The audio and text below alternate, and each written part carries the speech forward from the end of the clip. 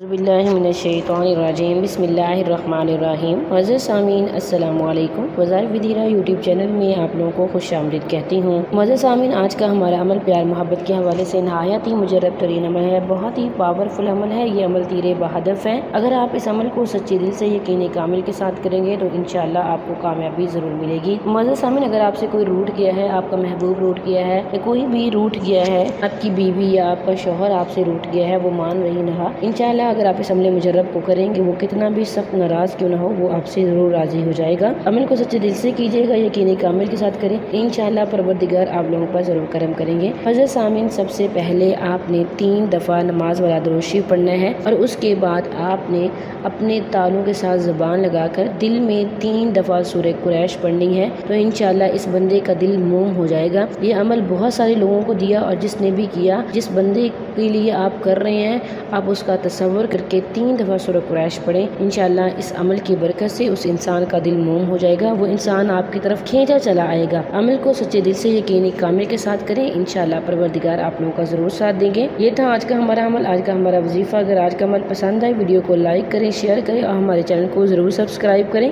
Thanks for watching. व आखिर दावाना अनिल हम्दुलिल्लाहि रब्बिल आलमीन।